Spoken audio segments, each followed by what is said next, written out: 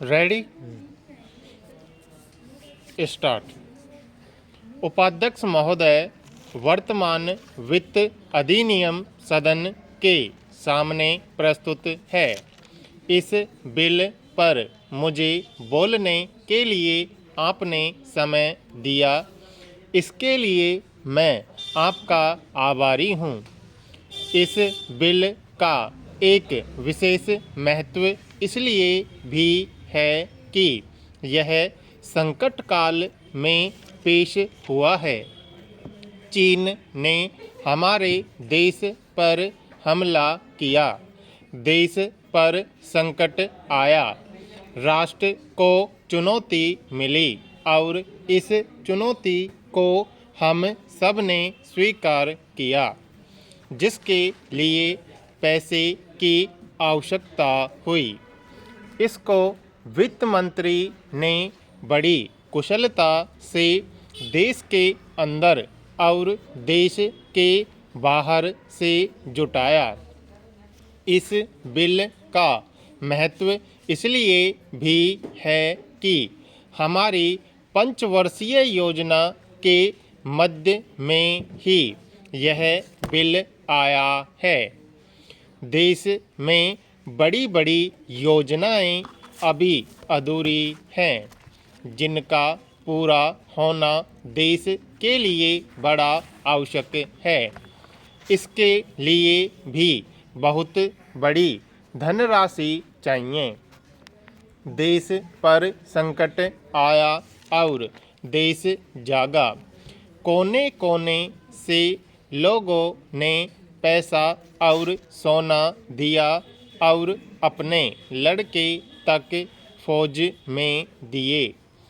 इस देश में किसानों और गरीबों का जो वर्ग है, उसने भी दिल खोलकर इसमें सहयोग दिया। उसके बाद जो उन पर अधिक बोझ कर के रूप में पड़ रहा है या अनिवार्य बचत योजना के रूप में पड़ रहा है, उसको भी वे खुशी खुशी सहन करने को तैयार हैं। परंतु वे सरकार से भी कुछ चाहते हैं।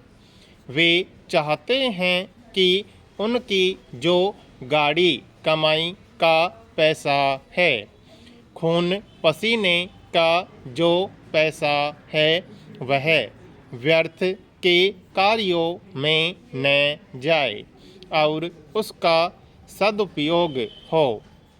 इसके अतिरिक्त उनकी कुछ अपनी दिक्कतें और परेशानियां हैं, जिनकी ओर सरकार का ध्यान चाहिए। इस आपातकाल के समय में तो उनको इन आए दिन की कठिनाइयों से राहत मिलनी चाहिए। ऋण लेने में और अन्य कार्यों में जो अड़चनें पड़ती हैं, वे दूर की जाएं। किसान भारत की रीढ़ है। अगर इनको सुविधाएं दी जाएंगी तो देश आगे बढ़ेगा।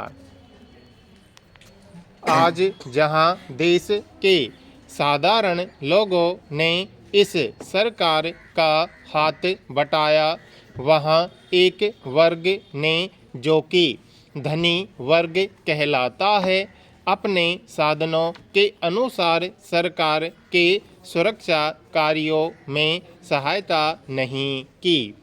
मैं यह नहीं कहता कि उन्होंने बिल्कुल सहायता नहीं की, लेकिन अपनी स्थिति के अनुसार सहायता नहीं की। जहाँ तक योजनाओं का संबंध है, इस देश को समृद्धशाली बनाने के लिए योजनाओं पर काफ़ी काम हो रहा है। उपाध्यक्ष महोदय, इसमें कोई संदेह नहीं है, लेकिन कई स्थानों पर देखा गया है कि काफ़ी काम हो रहा है, जबकि कुछ को इतनी उपेक्षा की दृष्टि से देखा जाता है कि वहाँ काम न होने के कारण वे इलाके विकास की दृष्टि से पीछे रह जाते हैं। मैं उत्तर प्रदेश का उदाहरण आपके सामने रखना चाहता हूँ। वहाँ पर चाहे उद्योग धंधों की योजना हो या किसी अन्य विकास के विषय में हो, दूसरे राज्यों की तुलना में वहाँ बहुत कम काम हो रहा है और वह पिछड़ता ही चला जा रहा है। माननीय अध्यक्ष महोदय, इस विधेयक के संबंध में इस सदन के इधर के बैठने वाले लोगों ने और उधर के बैठने वाले लोगों ने बहुत सी बातें कही हैं। जैसा कि यह विधेयक है, इसको अभी प्रवर समिति के सामने विचार के लिए जाना है और वहाँ से विचार होने के बाद यह इस सदन के सम्मुख फिर से विचार के लिए प्रस्तुत किया जाएगा। तब माननीय सदस्यों को पूरे तरीके से यह अधिकार होगा कि जहाँ तक इसके अनुबंधों का संबंध है उसमें परिवर्तन कर सकते हैं या उनको हटा सकते हैं। कल से जो बातें हो रही हैं वह सब नोट की गई हैं और मैंने बहुत सी बातों को सुना है। प्रवर समिति में उन सब बातों पर विचार किया जाएगा। बहुत से माननीय सदस्यों ने इस तरह की बातें कही हैं, वह बहुत आवश्यक मालूम हुई हैं और जैसा कि मैंने कहा है कि उन पर विचार किया जाएगा।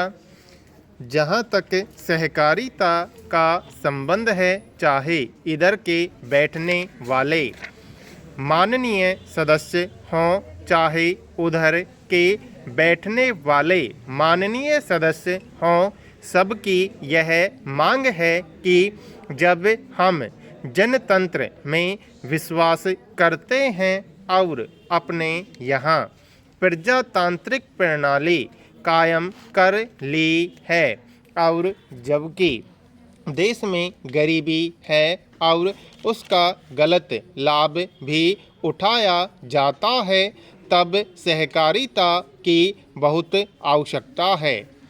इसको रोकने की आवश्यकता है। यह सभी लोगों की राय है। जहाँ तक इस सहकारी विधेयक का संबंध है, बहुत से माननीय सदस्यों ने बहुत सी बातें इसके संबंध में कही हैं। मैं सब बातों का विवरण में तो उत्तर नहीं दे सकता हूँ, लेकिन मैं थोड़े में खास बातों का उत्तर देने की कोशिश करूँगा। जैसा मैंने अभी कहा, जब हमने अपने यहाँ जनतंत्र कायम किया है तो हमें अपने समाज के ढांचे को बदलना पड़ेगा।